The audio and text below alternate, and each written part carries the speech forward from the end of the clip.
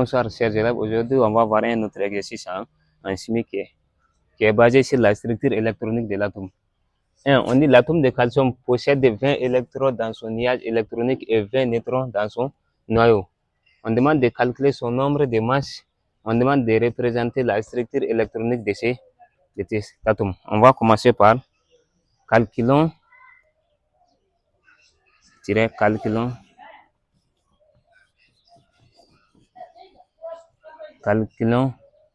son nombre de masses. Nombre de masses. Son nombre de masses. D'abord, on va faire une petite révision sur la structure électronique de l'atome. Il y a ce qu'on appelle les particules fondamentales de l'atome. Dans l'atome, il y a ce qu'on appelle d'abord les électrons. Les électrons qui gravitent autour du noyau. Et puis dans le noyau, il y a ce qu'on appelle les protons. Les protons et les neutrons.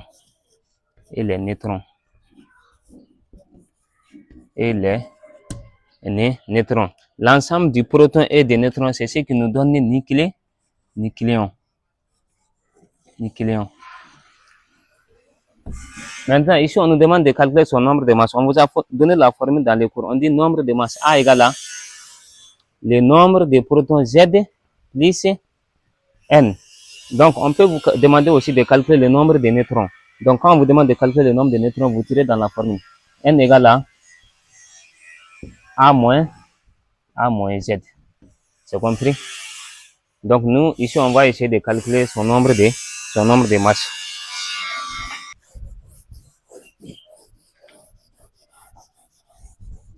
Son nombre de masses.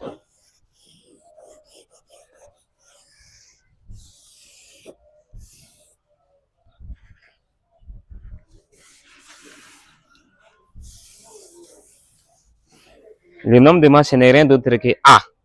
Donc, on dit A est égal à le nombre de protons qui est aussi égal au nombre d'électrons dans l'atome, plus le nombre de neutrons. Donc, ici, on a donné, on dit possède 20 électrons dans son nuage électronique et 20 neutrons. Donc, en application numérique, on aura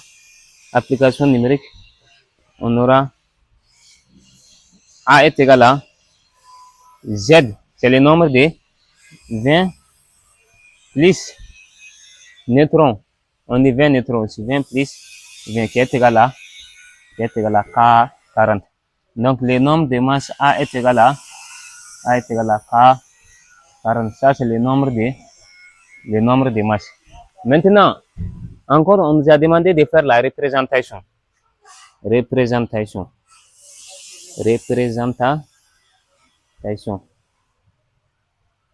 de la structure électronique. Structure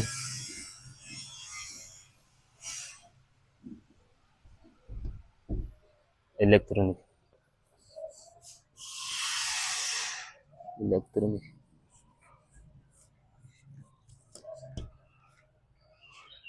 Quand on vous demande de faire la structure électronique de l'atome, il s'agit de faire la répartition des électrons sur les différentes couches.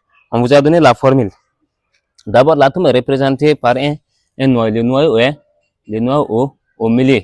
Et ici, il y a la première couche.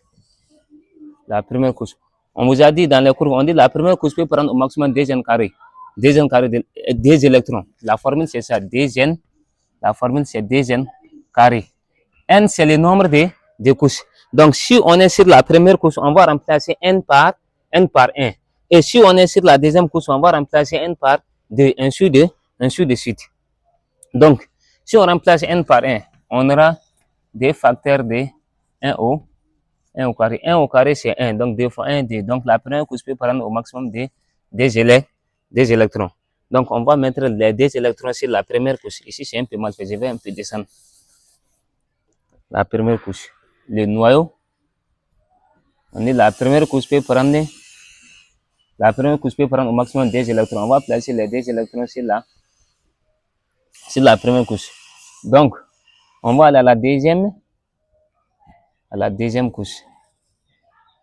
La deuxième couche peut prendre au maximum 8 électrons. Vous allez en placer N par D. Donc, on va placer les 8 électrons. Premier électron, deuxième, troisième, quatrième, cinquième, sixième, septième et huitième. En tout, l'atome de calcium, on a dit dans l'énonciation, on dit 20 électrons. Ça veut dire que Z est égal à 20. Comme c'est un atome, Z est égal à 20. Donc, on a placé 2 électrons sur la première couche. On a placé 8 électrons sur la deuxième couche. Il nous reste encore 10 électrons. Donc, on va aller à la troisième. On va aller à la troisième couche. Il faut faire beaucoup attention au niveau de la troisième couche. On dit la troisième couche peut prendre au maximum 18 électrons. Maintenant, si la troisième couche est la dernière couche, on ne peut pas mettre les 18 électrons sur la troisième couche. Il faut d'abord mettre 8 électrons sur la troisième couche. Quand vous mettez 8 électrons sur la troisième couche, vous allez répartir. Vous allez faire une quatrième couche. Donc, vous allez mettre 2 électrons sur la quatrième couche et revenir encore sur la troisième couche pour le compléter totalement. Donc, ici, nous, on a mis 10, il nous reste 10. On ne va pas mettre les 10, mais on va mettre les 18, mais on va mettre 8 électrons sur la troisième couche d'abord. 1, 2, 3, 4, 5, 6, 7, 8. On dit Z est égal à 20. Ici, on a mis 2 électrons. Ici, on a mis 8 électrons. C'est 10, non. Ici, on a mis 8. 18, non. C'est pas fini. On va aller à la troisième, à la quatrième couche, disons. On va faire la troisième couche. Donc, on va mettre les 2 électrons sur la troisième couche. C'est ce qui nous fait 20. Maintenant, s'il y avait le reste des électrons, on va revenir encore sur la troisième couche pour mettre le reste des électrons, pour compléter la troisième couche à 18 électrons. Comme c'est 20 électrons, comme on a déjà mis les 20 électrons, donc il s'agit de ça. C'est compris? Et au niveau de la structure, la représentation de la structure, il faut faire extrêmement attention au niveau de la troisième couche. Si la troisième couche peut prendre jusqu'à 18 électrons, mais on ne peut pas mettre directement 18 électrons sur la troisième couche.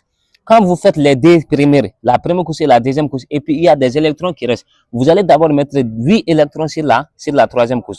Quand vous mettez 8 électrons sur la troisième couche, vous allez aller sur la quatrième couche, vous allez mettre 2 électrons. Vous allez encore revenir sur la troisième couche et compléter la troisième couche. C'est compris? Parce que cela nous permet de déterminer son colonne et sa ligne dans la classification périodique des éléments. On va faire un autre exercice pour vous montrer comment on détermine la ligne et la colonne des éléments dans la classification périodique des éléments. Oui, c'est un autre exercice toujours en chimie. On va traiter rapidement. On dit donner le nombre de protons et de neutrons dans les noyaux des atomes suivants. Donc, dans l'atome, on vous a donné, on dit que dans l'atome, il y a ce qu'on appelle les protons et les neutrons. Donc, l'ensemble des protons et des neutrons, c'est ce qui nous donne nucléon. Donc, ici, on demande de donnons les nombres de protons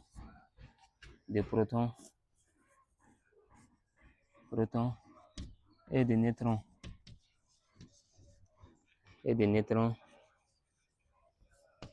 neutrons. Dans les noyaux des atomes suivants.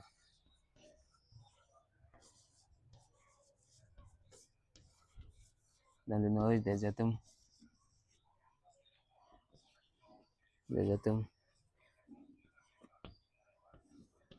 suivants.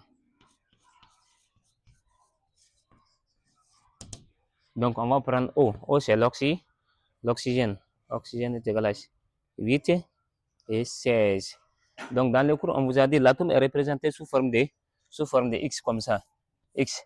Ce que vous voyez en bas, ça c'est le nombre de protons ou bien le nombre d'électrons. Et ce que vous voyez en haut, ça c'est le nombre de masses. Maintenant, pour calculer le nombre de neutrons, il faut appliquer la formule. On dit le nombre de masses A est égal à N plus Z.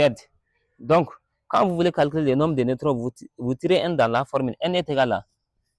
Donc, les Z doivent venir de l'autre côté. Donc, A moins Z. L'atome est toujours représenté comme ça. A et Z. Ce que vous voyez en bas, les chiffres que vous voyez en bas, c'est le nombre de protons ou le nombre d'électrons, comme c'est dans un atome.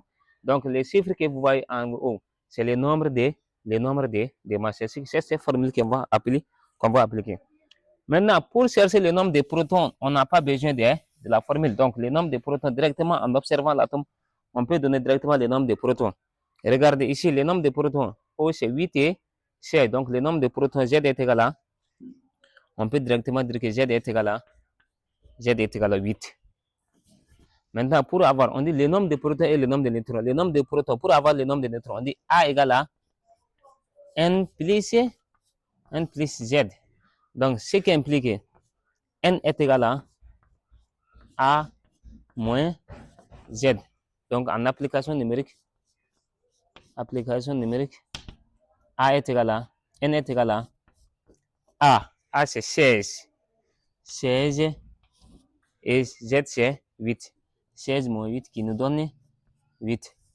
Donc, ici, Z est égal à 8. Et le nombre de protons N aussi est égal à, 8. Z est égal à 8, N est égal aussi à 8. Donc, on va voir la deuxième molécule. Là, ça, c'est l'atome de chlore, Cl. Z est égal à 17 et 30 et 35. C'est toujours la même chose. Hein. On peut directement donner le nombre de protons. Z est égal à, le nombre de protons, c'est ce qui est en haut. En bas, disons, ici. Z est égal à 17. Donc, toujours pour calculer le nombre, pour avoir le nombre de neutrons, il faut toujours appliquer la formule. N est égal à A moins Z. Donc, en application numérique, on peut dire N est égal à A c'est 35. 35 et Z c'est 17. 35 moins 17. Donc, N est égal à 18. N est égal à 18.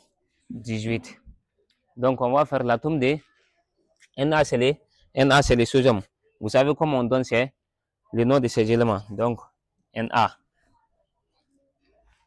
Na, c'est 11, 20, 23. Donc, ici, directement, on peut dire Z est égal à 11. C'est très facile. Z est égal à 11. Donc, pour avoir le nombre de neutrons, il faut toujours appliquer la formule. On dit N égale à A moins Z. Donc, en application numérique,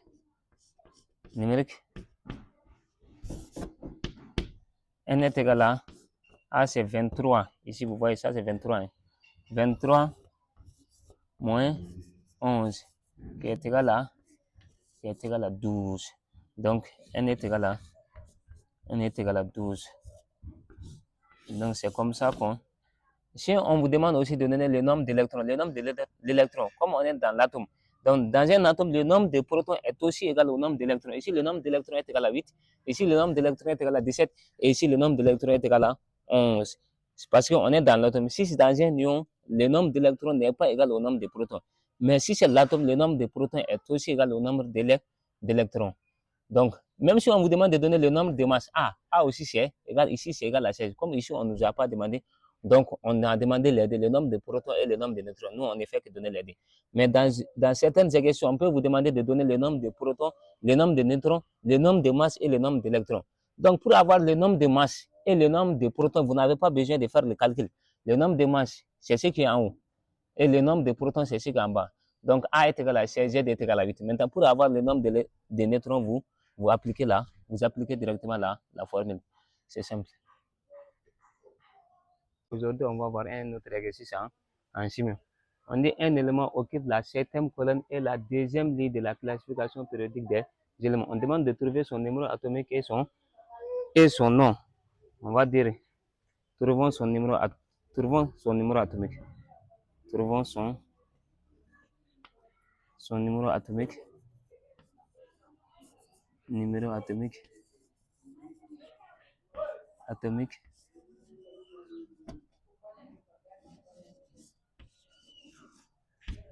Et son nom.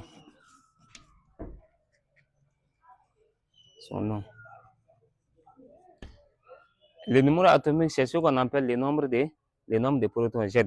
Donc, ici, en événement, on travaille toujours dans un atome. Donc, dans un atome, le nombre de protons est aussi égal au nombre d'électrons. Donc, Z est égal à 1.